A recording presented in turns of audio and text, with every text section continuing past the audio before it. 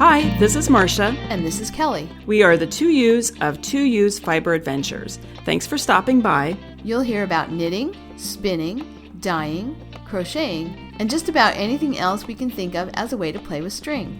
We blog and post show notes at 2usfiberadventures.com. And we invite you to join our 2U's Fiber Adventures group on Ravelry. I'm 100 Projects. And I am Better in Motion. We're both on Instagram and Ravelry, and we look forward to meeting you there. Enjoy the episode.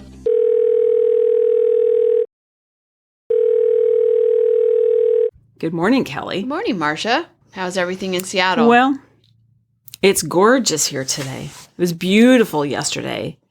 And so after we record, I'm going to take Enzo for a walk, and then I think I'm going to go out there and putter about in the garden. Oh, that sounds There's a lot of fun. There's a lot of plants that kind of overwintered, but then we got hit with that really, really cold weather last month, and everything it killed everything. So I'm just going to clean all that up or start it. I won't get it done, but mostly I just want to be outside. Right. I may just go sit on the deck. I know. I might find a little, it's nice here too for the first time in a while. I mean, warmer, it's been in the low 60s. And so I might have to just find one of the tables at work and bring my computer out. I sometimes do that when the weather's nice and just work in the courtyard, the plaza at school. But Robert's outside. You probably can't hear him. I don't know if it'll come through on the recording, but he's taking the old fence, the white picket fence that we used to have in the front before he put the metal one. We have pieces of it in the backyard that he's used around the vegetable garden to keep the dogs out. Right. And now he's got a piece that he's putting along one side of the patio just as kind of a decorative thing.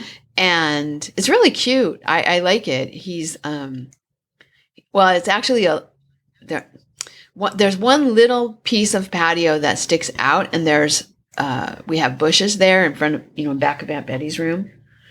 And the chickens lay in there. They don't lay eggs in there, but they go in there and they peck around and then they rest in that area. And Bailey likes to run through that area. So the fence will fence off that so dogs don't go rushing through where chickens are trying relaxing to sleep or dust bath or whatever. And keep the mud down, on the dogs. And then also just right in front of, as you look out the kitchen window, there'll be a little picket fence across the edge of the patio there. Oh, nice. Yeah, I think it'll be cute. It'll be a place where I can hang. I got a succulent garden thing in a hanger from my mom for my birthday. And so I think I'm going to hang that on the fence. It's just short. It'll be like maybe 30 inches, not even 3 feet tall, just a little decorative thing. But I might hang the succulent thing there or, I don't know, just give us a little something different, something new, and also change the traffic pattern so that we don't wear a hole in the lawn like we did when I was using the trailer for my office. It'll kind of force people to walk on the patio now. Right. Which is, Yeah. And the dogs, when they rush out, they won't be creating that, path like they do to run, chase squirrels, always on the same route. So they'll have to go around too. And then once the truck is out of the patio area, it'll be kind of nice. But he's moving along on the rebuild of the engine, but he's past his year, and I know. It's okay. It's fine. He's moving along. It's not like he's dawdling. Well, in his defense, he had a lot of delays that were not of his doing. Yes. He would have kept going, but he couldn't get I don't remember now. Wasn't it the thing to hold the engine when he took it out, or to remove the engine, then hold the engine? All of that stuff was delayed, right? Well, and the machine shop had his block for I don't know 4 months without doing anything till he finally went and got it back from the guy. and took it to a different machine shop. So yeah. Yeah. He would have been, I mean, he's on schedule. Everybody else is delaying. Yeah, he's working on it. So I'm not. So he gets he's okay. He has an extension. You're not kicking him out of the house because of this now. No. And you're not kicking the truck out of the backyard because of this. Right. But it would be nice to not have it parked sideways across the grass. Mm-hmm. I'm not sure where it's going to go. It's going to have to park out on the street, I think, because he's got too many cars now.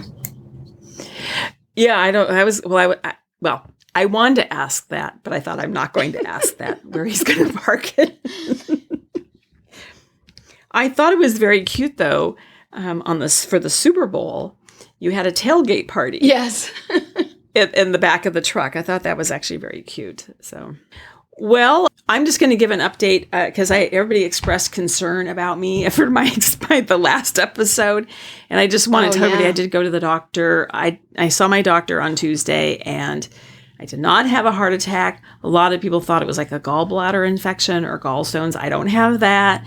I have GERD, which is I can't remember now what it stands for. I put it in the show notes or in the in our discussion thread because people are asking. It's just basically stomach acid going up into the esophagus. Oh, wow. And well, that's good. So I have a plan in place. and I'm going to follow doctor's orders, and I have a few more tests that she wants to do. And so that's all in the works. But I have to say, I've been I said to you in the last episode, I was kind of embarrassed that I think I'm having a heart attack and it's heartburn. I am not alone. I told this story to people and they're like, oh, the exact same thing happened to them. They either were driven to the emergency room or they called an ACAR or whatever because they thought they were having a heart attack too. So, and one of the things the doctor said, or the ER doctor said to me when I said, well, I've never had heartburn. Why would I be having this now? And he said, well, as we age, everything changes. Like our skin gets thinner, and our bodies just change, right? Mm-hmm. So it makes sense that the tissue in your esophagus might change too, right? So I thought, okay, maybe it's just an aging thing. And this makes me feel better that Ben, my son, has a friend who had to drive his girlfriend to the emergency room because she was having a heart attack, convinced she was having a heart attack, and it was the exact same thing. She had oh my gosh, heartburn. And she's 24, 25. So I felt somewhat like, okay, I'm not embarrassed anymore now at all about this. Yeah, so, no, that's exactly right. I mean, you just want to be safe, right? Better to have it be something relatively benign. Yeah. And to ignore it. Oh, yeah. And have like Robert's dad, who was having a heart attack, didn't feel good at work. So he drove himself an hour home. And then he decided before he went into the doctor, he would take a bath. And hung around a little bit at home until he decided, that he really needed to go in. And it was a heart attack. I mean, it was a big heart attack. Yeah. So, better to actually take care of it. Yes, and one of my tenants called me to say that he had a heart attack. He did the same thing. He went to work. He thought it was heartburn. Just the opposite. He thought he had heartburn because he'd eaten like a pepperoni stick or something. And so he thought he just had heartburn from that. And he worked all day. And then he took the bus home. And he got home and he still felt bad at home. And he called his brother, and his brother said, "I'm going to take you to the hospital. I think maybe you're having a heart attack." And he did have a heart attack. And he said the irony of the whole thing is he works for a company that sells printers and copiers and stuff. And so he was at one of the hospitals that day installing new printers. Oh my gosh. That's so funny. Oh dear. That's funny to me anyway. Well, okay, enough of that. Should we talk projects? Yeah. Or do we want to talk about anything before we get into projects? Oh, I did want to welcome. We have our first new patron of 2024, Jill P. Thank you, Jill, for your support of the 2U's podcast. that's really fantastic. Nice to see a new patron. And if anybody wants to become a patron, we have the link to our Patreon page in the show notes. It's patreon.com/2use, but there's a link right there. You can see it in your phone, on the show notes, in your podcast app, or on our webpage if you want to join the patrons. And I think next month or next episode, we're due for another patron giveaway. So we'll be doing something about that in our next episode. So, but thank you, Jill. So projects, do you want to talk projects? Yeah, I'll talk about mine. So, okay. I finished my hat. I was close to being finished last time, right? Remember I said I was going a little further than I probably needed to go, but I didn't want to start the decreases while we were recording.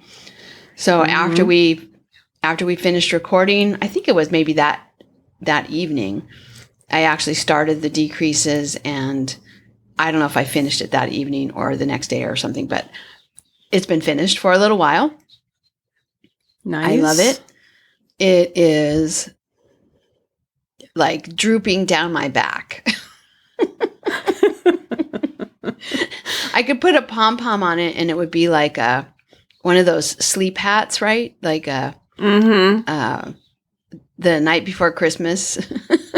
Yeah. Ma on her perch in her kerchief and Pa in his cap. It would be like one of those hanging down sleeping caps. But I can roll the brim, like triple layer, roll it and roll it again. And it's like a normal sized brim if you do that, like 3 inches. And that gives me 3 layers around my ears, which is really nice if it's windy here. Yeah. It's a little tight, I have to say, when you do the ribbing 3 times. You have 3 layers of ribbing. Yeah. Elasticing your head down. It's a little tight, but I think as I wear it, it will. I'm sure it will stretch out as I wear it, because the other one I have is super stretched out, and then I'll wash it and it kind of sucks back in. So, but I have not worn it out yet, but it's going to be a really nice addition to my collection of Sockhead hats. And I was going to say, I really like the colors on that yarn. It reminds me, I didn't really think about this when I bought it for you in DC, but because this is what I bought you in DC, right? Yeah. It reminds me a lot of the my Happiness sweater. Yes. The fabric, when you knit it up, and the colors even sort of similar too, because there's like a ton of colors in there. Yeah. They're a little more neon-y than your Happiness sweater, but yeah, it's really nice yarn. I would definitely knit with Punk Rock Unicorn again. I thought it was a very nice yarn, and it feels nice. It's a ton of plies, which I like. I don't think I ever counted them, but it's similar to what is that German yarn? There's another not wool miser. The one that they I think that is that you always had to wool miser. Is that the one you had to be like awake at midnight when they released the new colorways to get it? Yes. No. Yes, it's like that one. Where it's a lot of plies, but it's softer than the. It's not as tightly spun. I don't think the base is not as tightly spun. Anyway, really nice yarn. I would definitely knit with it again. The color's fun too, but they have a lot of really nice colors. I went and looked at their website when I was a couple of episodes ago. I put the link into the show notes and went to their website and kind of poked around. So yeah, my hat's done. The other thing I finished, I have 2 finished projects this week. The other thing I finished is the fabric for the trailer curtains. Oh, it was fast. The weaving was very quick. It was only 29 inches of weaving. Mm-hmm. And, the setup took me, 4 times as long, which is why you don't typically warp for a 29-inch project. But I did that because I had mismeasured or something and ended up with not enough fabric for 3 panels previously. So that's done. And Robert was looking at ways to install the rod at the bottom. And because that's where we sleep, and because I sleep kind of tucked under the slant of the window, it seemed like a curtain rod down at the bottom to hold the curtain to the slanted window was going to poke out into my sleeping space and probably wouldn't bother me. But if I knocked into it, I could maybe, knock it off the wall or, bend it, or I don't know. So he started looking around and he found a curtain cord. So it's like a plastic, it kind of looks like a plastic clothesline cord. Oh, yeah. And it has screw threads in the end. And so you screw in a hook on each end into the threads that are inside the cording, and then you attach the hook to a little eye that is then going to go into the wall of the trailer. So hopefully that will work. It's a lot smaller profile than if it had been a traditional, at least the curtain rod things that he could find. I had originally thought that the rod would go inside the window, but because that would keep it out of the way, but there really wasn't any room to put the size that he was, the hardware that he was finding. There really wasn't room inside of the window to put something like that there. Plus there's like a band of wood that goes all around the window to hold the window in, that all the other curtains cover that up. They go to the end of that molding. So that's been the solution that he's figured out.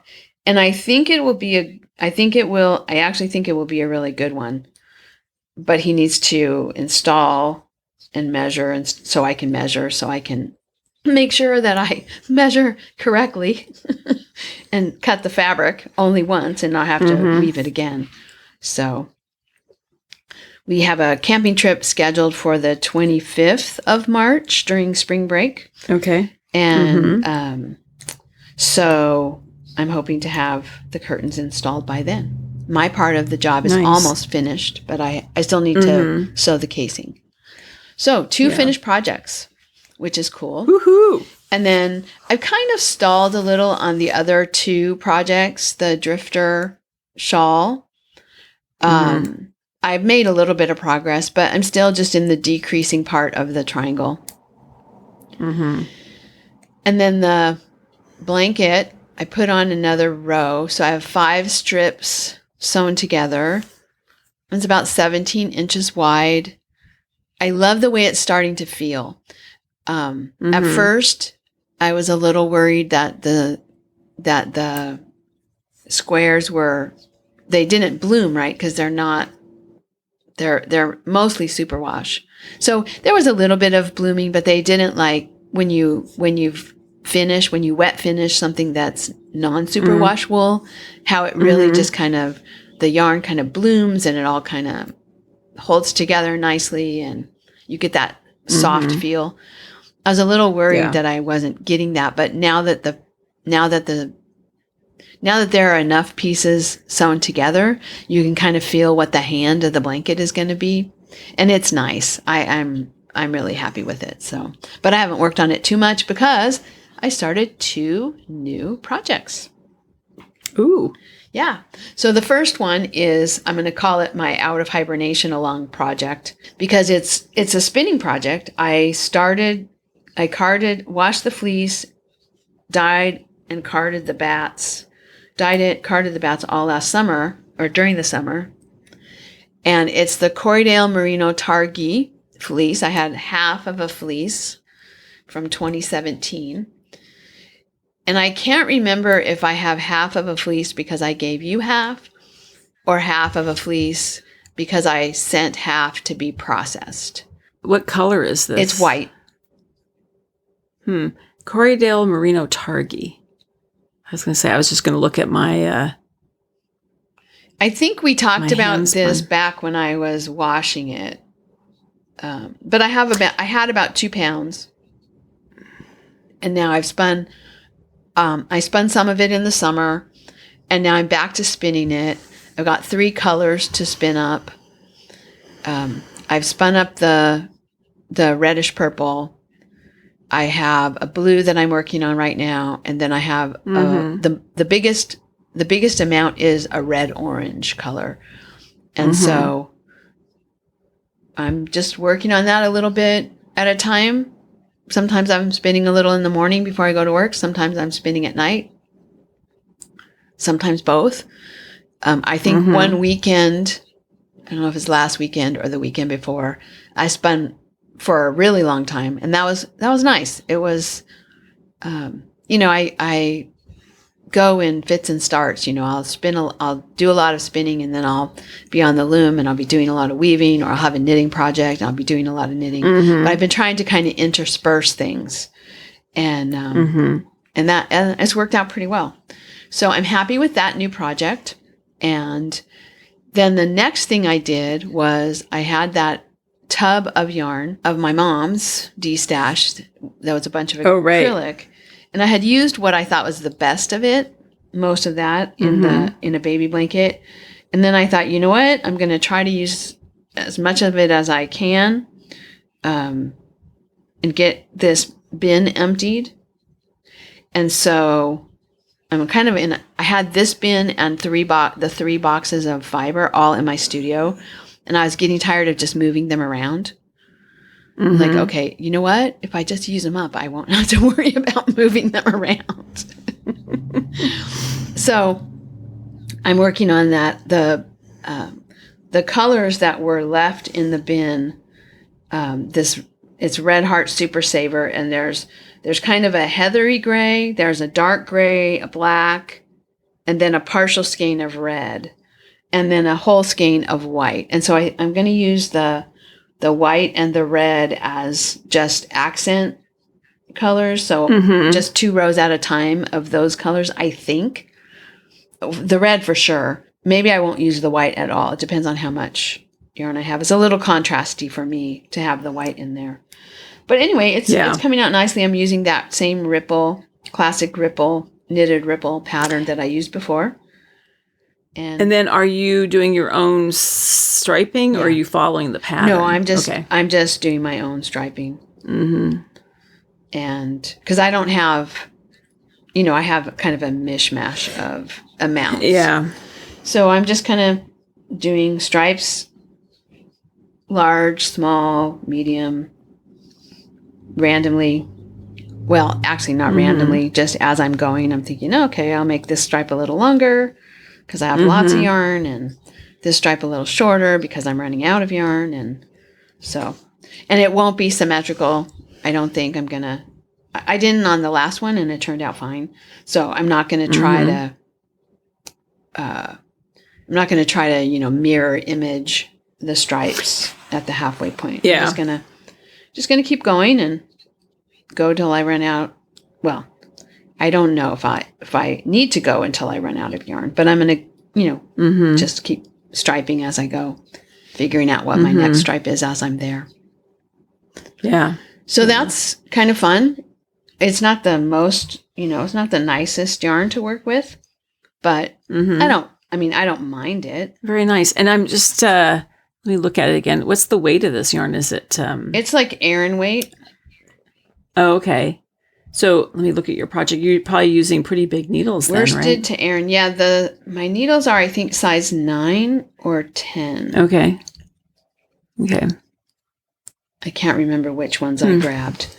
But yeah, my Addy Turbos, which is good because a lot of times acrylic kind of sticks on your needles, and the Addy Turbos are really slippery. So yeah, that doesn't happen.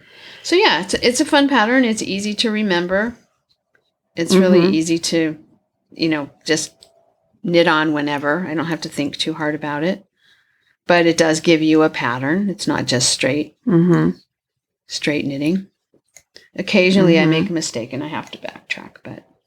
And, it's not traditional baby colors, but I think I know you have some baby knitting, and I do have some baby knitting that I have been thinking about doing. And so yeah, I think I'll be able to use this as a baby gift. Yeah, well, and you said it's not traditional baby colors, but I don't think babies aren't traditional anymore. Right. I mean, there's a lot of colors that used to be always pastels, and a lot of times baby stuff is not really pastels anymore. Like, well, it's a wide range, you know. But so it's not the traditional baby blanket, but I think that it will turn out nice. So, what about you? Okay, I'm just going to talk about the stuff I actually worked on. That's good, yeah. So I was, all last week, we were down on the Washington coast at the same place we go all the time, Seabrook. So I brought my tea cozy. I cast on for my tea cozy, but then I stopped knitting on that. I brought my sock, didn't work on that at all. I think I knit on it in the car maybe, but I didn't knit on it when we were down there at all. I basically worked on my fine sand, the Heidi Kirrmaier sweater, where I'm using the West Yorkshire Spinners Illustrious. I finished the first sleeve, and I think in the last episode there, I said that I was going to make them 3/4 length. I decided to make them full length. So I've knit down about to my wrist, but I want to wash and block them. And I have to laugh because I thought, how many times can you wash and block a sweater before it's just too much? But anyway, because the body I've done twice. I guess it doesn't matter. You can do it as many times as you want, but they need to be blocked, and because I think they need to be, I'm going to block them out a little wider than they are, and then when I do that, they'll probably shorten a bit. Yeah. So I'm going to wait. And so I'm now, I'm about 20, I would say 20 to 30 rows from the end of the second sleeve, where then I'll wash and block it again and then measure it and see how I like the fit. So making progress on that. But then so then what else? I have not done any weaving at all on the alpaca shawl, just because I came back and there was a lot going on. I came back on Sunday, and on Monday, I have a house guest, a friend who has purchased a house in the desert and is packing. He had two, I think Monday, Tuesday, the movers came to pack everything up in the house. Yesterday, Wednesday, they came and put everything on the truck. And so he had no place to stay.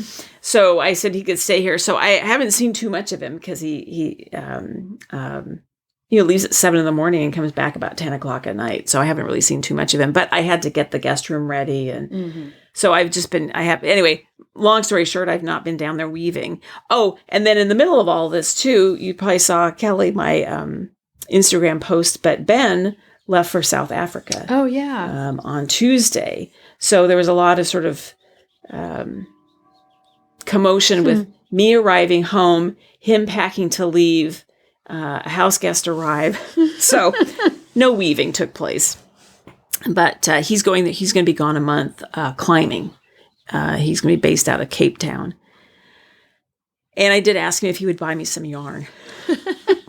So I have to do a little research to find out what I should buy, what I should ask him to buy. I just thought I want a 400-yard skein of sock weight yarn is what I want. That would be an easy thing for him to buy.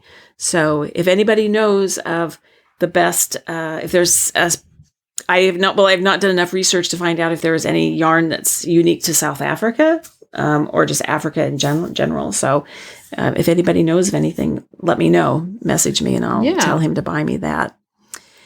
Anyway, so baby surprise jacket. I've been studying the pattern. I did not have enough time to get to the yarn store before I went to the beach. So I'm going to try and get there this weekend. I'll go to the yarn shop or Monday and pick out yarn for the baby surprise jacket. I did though. I thought, you know how we talked about this before about the stress of packing for projects and this fear that you're not going to have enough projects, which is so ridiculous in hindsight. But I had made a combo spin. It was like greens. I did that in, gosh, I don't know when I did it, 2019 or something. So I pulled that out and I wound 3 skeins into cakes and I swatched. And I have to say that is beautiful yarn. I'm going to toot my own horn. Just say it's absolutely beautiful. I just think it's the most beautiful yarn. So I did a swatch with 7s and 6s. And there was a lot of debate at the beach. Everybody had an opinion about which size needle they liked. And I kind of think everybody has an opinion. And I kind of think I like the smaller size. Because it's not quite worsted weight. And let me ask you this question too. I'm going on a kind of a side note here, but that green yarn, it's beautiful. However, I think I plied that before I had had the conversation with you about sort of slightly over-plying your yarn, because as you wind it onto the nitty-knotty and then you start working with it, it slightly unplies a little bit. So there are some sections where it's not very loosely plied. And so I kind of feel that the smaller needles, you don't have, it seems that, I don't want to say dense, that's not the right word. It seems more in control kind of than the larger one. It's kind of fluffy. Does that make sense what I'm saying? And I think I like so the smaller needle, it's not a dense fabric at all. It's very drapey. It has a lot of silk in it. So I think I kind of like that smaller needle. So yeah, that makes sense. When I took down to the beach about 10 patterns I was thinking of making, and I didn't cast anything on because I can't make up my mind. I want to think about it some more. But anyway, I did make that swatch, and I just think that yarn is really beautiful. And you washed, and then the other you washed the swatch, right? Yes, I washed the swatch. Say that. I washed the swatch. Knitter's tongue twister. Yeah. And then I brought with me too, because it seemed to me I had nothing that I was spinning, but I thought I bought that electric eel for traveling, so I need to take it with me to the beach. So I grabbed my bag of my 4th combo spin, where I had bought all these reds down at the Black Sheep Gathering. I think it was 2018. So I have, let me see, I have 18 ounces of different fibers that everything's like, they're all, a lot of silk, BFL, Polworth, merino. So anyway, I remember when you were buying some of that. And I decided I had a lot of, quite a few ounces of different things that I had thrown into the bag because they're all in reds. And I kind of thought, let's see if I have the total here. 27 ounces if I used everything. Okay. And my feeling was, it's too much. That's just too much, because going back to some of my projects here, my most recent project that flowers from my garden was a total of 24 ounces. And I have over 1,700 yards. And so, and I think it's finer than worsted weight. It's probably sport weight. Yeah. Because doesn't it go worsted, sport, DK as you go smaller? Right? Isn't DK smaller than? No. Or sport is smaller than DK? Is smaller than DK. Is between so I think it's DK and fingering. Okay. So I think it's probably DK weight, and that's, I won't use that much, I don't think.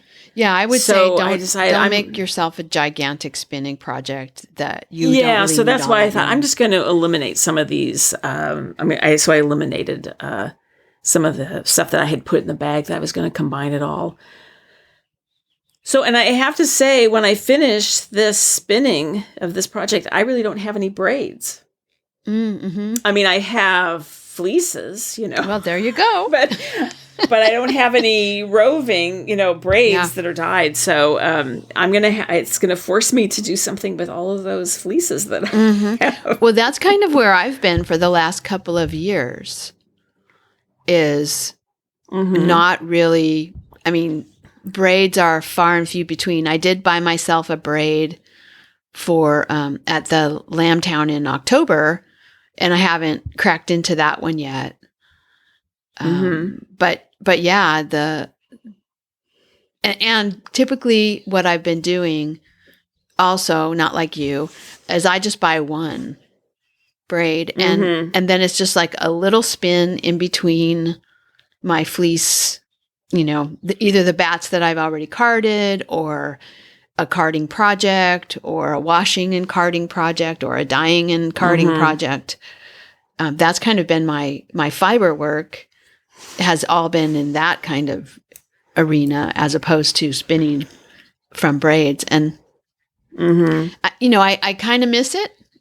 There are times when I'm like, okay, I really would like to just spin something that someone else created. But I am making progress. Like when I get done with this spinning project that I'm currently on, that'll be 3 boxes of fiber, those paper boxes that reams of paper come in. That'll be 3 boxes of fiber gone. I mean, it won't be gone. It'll be in yarn. But, those 3 boxes aren't taking up space in my studio anymore. And I was moving them when I needed the studio space. I was moving them out to the garage and then moving them back to the studio because I wanted them to be there so that they would be on my mind to actually spin, as opposed to just be forgotten in the garage. Yeah. But I have to say, I think I've made pretty good progress. Well, yeah. Oh yeah. Okay, I'm lying. I have so much fleece in the garage. Well, you bought more it's too, not even right? funny. Yes. So I'm really lying. But okay, well, I'm laughing, so it must be funny. I'm making progress. I am making progress. It's not as much as I'm making it sound.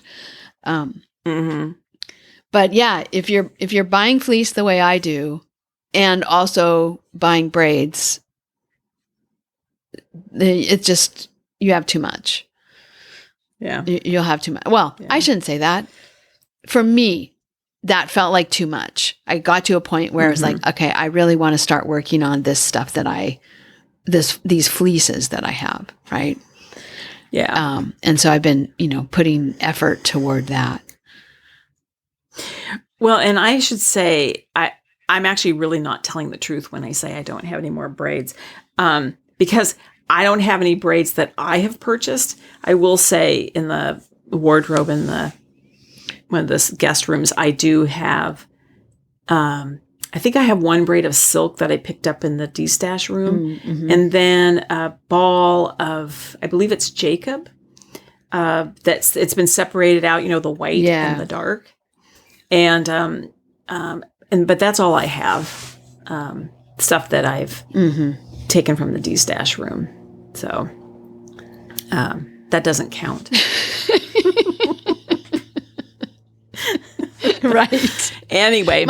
My weaving shelves are starting to look a little depleted, I have to say. I was kind of surprised to take a look at the weaving shelf and think, I'm not running out by any means, but there's a little bit of space on that shelf, on those shelves. And what I need to do is take everything out we need to paint the shelf because it never got painted. It's all just the bare wood. It needs to be painted with the trim paint. That's for another day. Yeah. Yeah. And then I have one last thing, and this is not a yarn project, but when we were down at Seabrook, I have first, I just have to say about Seabrook, really kind of a fun trip because we had everything in terms of weather. We had rain, it poured down rain. This is how it should be. Pour down rain the day you arrive and pour down rain the day you left. And in between if it rained, it was at night while you're sleeping. Oh, mm-hmm. So it was, except for Monday. And Monday, it snowed. And we were down on the beach in the snow. Now, not like heavy snow, like there was not drifts, but it was definitely snowing. There was accumulation on the cars. Mm-hmm. And so it was just kind of fun, this trip. So Monday snowed, and then I don't remember exactly, but like Tuesday, Wednesday, Thursday, just glorious, beautiful. It was not beautiful sun and no wind on the beach, which is kind of unusual. Because usually on the Washington coast, if there's no wind, there's fog. If there's wind, you have sun. So it was really quite lovely, and we were able to sit outside because what we do, after we walk the dogs for 2+ hours on the beach, we go up and sit at the wine bar and have a glass of wine and a little lunch and let them dry. And we were able to sit outside 2 days, I think. So that was really nice. And then the other thing about Seabrook is they've added a new pool, an outdoor saltwater pool. Oh, saltwater. Yes. I've never been in a saltwater pool. And this is my new love. I just think this pool is fantastic. Just really wonderful. And I just would go over there. And I am not a swimmer at all. Like Kelly, you can swim because weren't you on the swim team? No, but I did a lot of swimming. Yeah.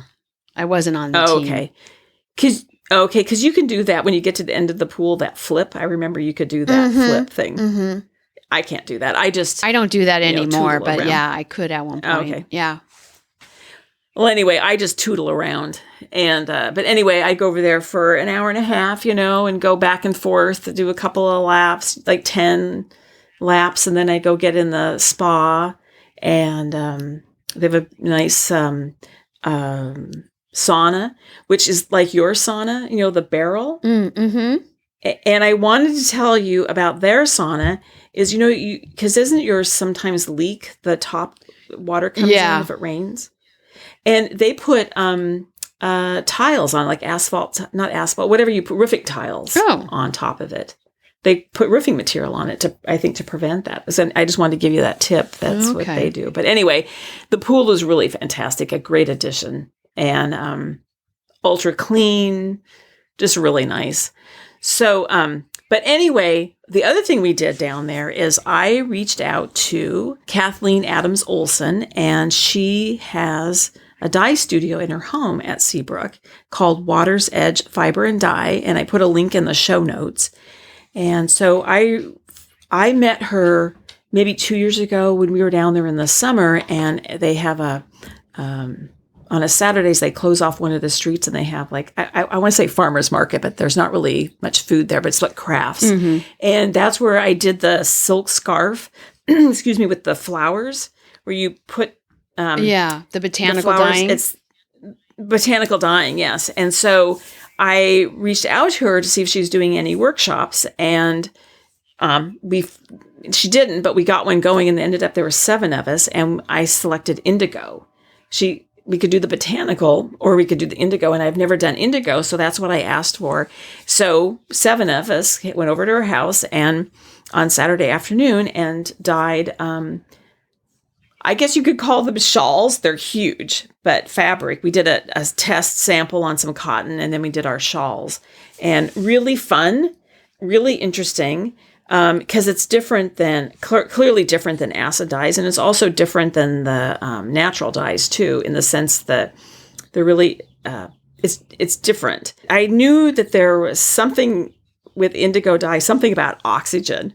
And now I learned what it is when you put your fabric in the dye pot, you hold it in there for about a minute. And then when you take it out, you have to kind of move your fabric around to expose it to oxygen. And then, because it comes out of the dye pot green, kind of a bright green, and as you expose it to the air, it turns the blue that we know of as indigo. How fun. Really interesting. So anyway, I put there's a link to her website. It's under construction, so there's no upcoming workshops listed, but you can sign up for her newsletter and she'll notify you. And I reached out to her via her Instagram account, which is Water Edge. Oh, no, I take it back. I think I reached out to her through Facebook originally, which is just Kathleen Adams Olson on Facebook, or through Instagram. You can message her. Water's Edge Fiber and Dye is her Instagram account. And there's links here in the show notes. Because she did say she's going to be in California in April doing workshops.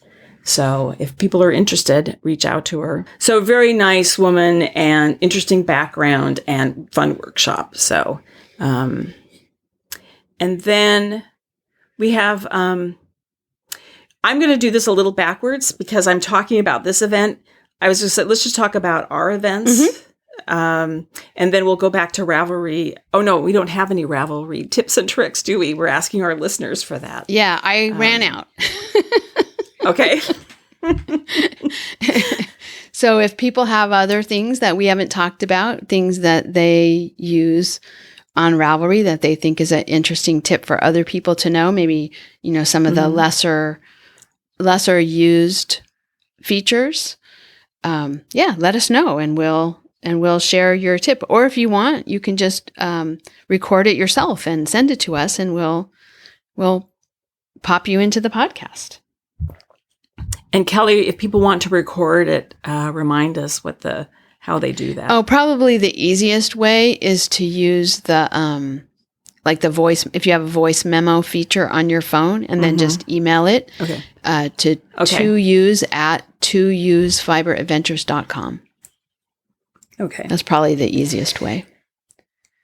I think we had a SpeakPipe.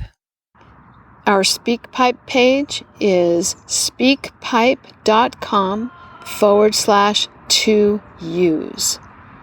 Okay. Because that's just a website that you go to and then you can record right from there. Okay. All right. And then events. So our Out-of-Hibernation-Along is underway.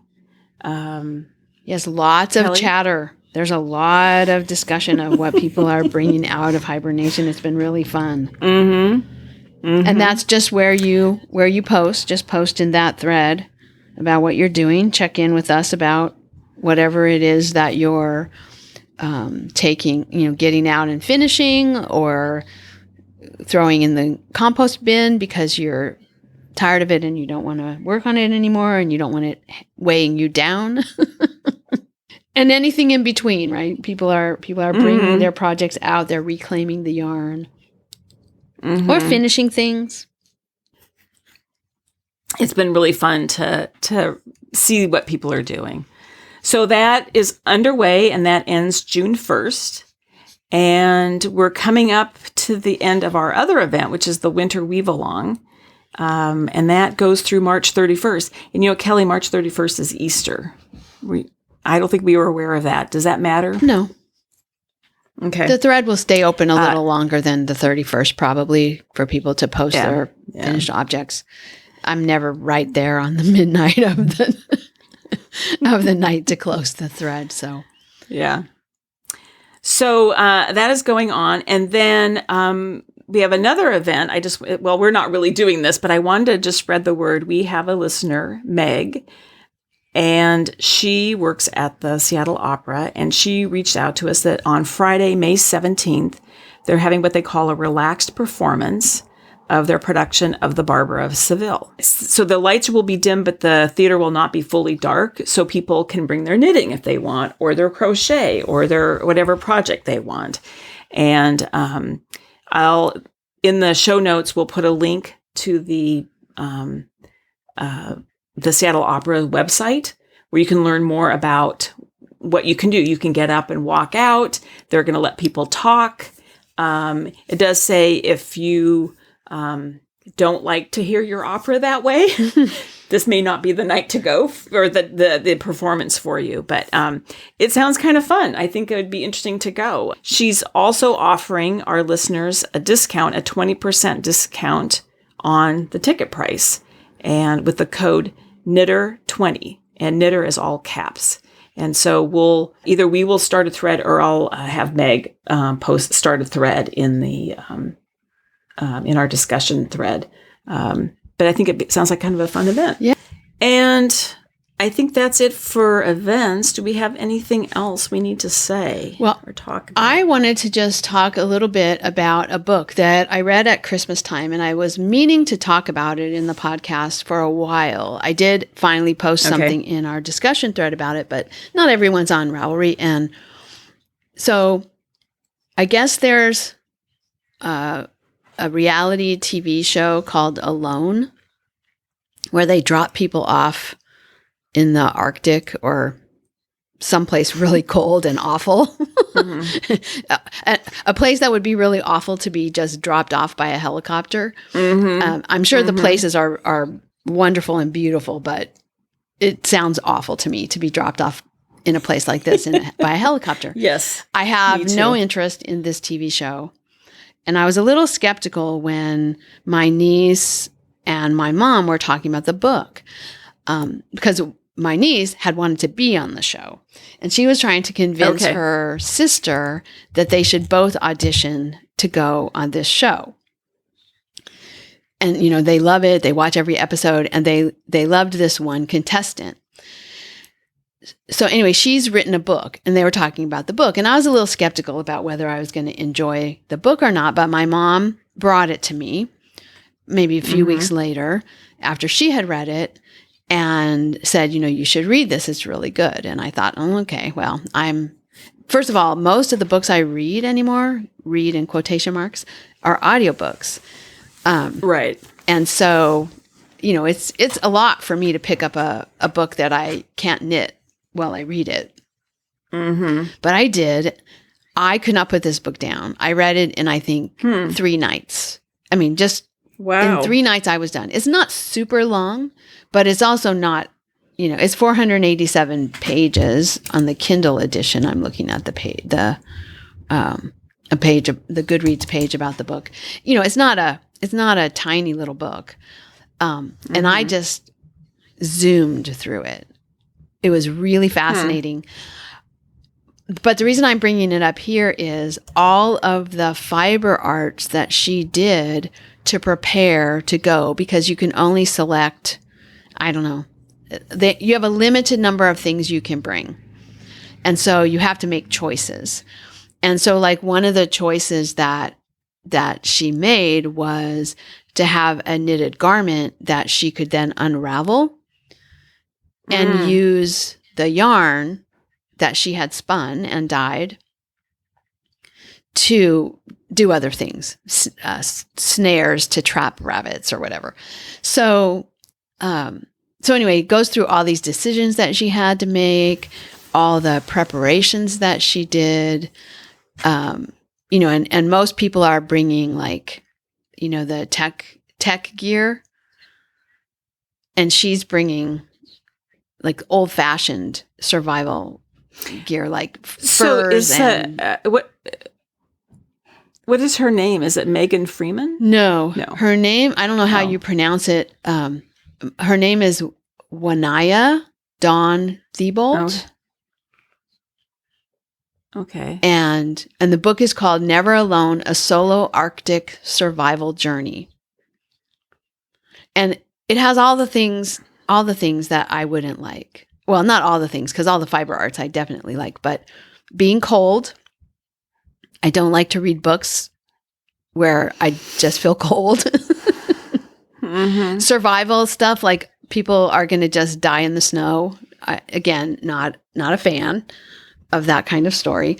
And it's she's in a reality TV show, so they're not going to let her die in the snow. But anyway, it was very interesting. And all the fiber not arts. Yet. That may come someday. Right. All the fiber arts preparations that she did, and just all of the preparations that she did for her clothing. Very interesting. Very, very interesting. Okay. And then just the experience of being in the Arctic wilderness by herself and all of the things that she did. So I didn't think I would like it. I couldn't put it down. And it's fiber related, so I wanted to share it today. Okay, I'll put the link. I'll put the Goodreads link in the show notes. Well, that sounds really interesting. Yeah, I thought it was really interesting. And I'm on Amazon. It must be an Amazon show because it's on Amazon Prime. Oh, the show? The reality show. Oh, interesting. Yeah, I didn't go and watch it. But now that I've read the book, it might be kind of interesting to watch the episodes that she's on. Okay, cool. Well, anything else then? I think that covers everything. All right. Well, we'll be back in 2 weeks then, I guess. Yeah. That sounds great. Hopefully we'll have some, or you have finished projects. Hopefully I'll have a finished project. Hopefully I'll finish my red sweater, my fine sand. Oh, that would be good. Yeah. In 2 weeks. You should. And my be weaving. able Because to. I need to finish my weaving because I have the deadline of March 31st. So I got to get going. Oh, yeah. Yeah. 2 weeks, Marsha. 2 weeks. I know. Down to the wire here. All right, Kelly. We'll talk. Okay. Bye-bye. Bye-bye. Thank you so much for listening. To subscribe to the podcast, visit 2usfiberadventures.com. Join us on our adventures on Ravelry and Instagram. I am Better in Motion, and Kelly is 100 Projects. Until next time, we're the 2Us doing our part for World Fleece.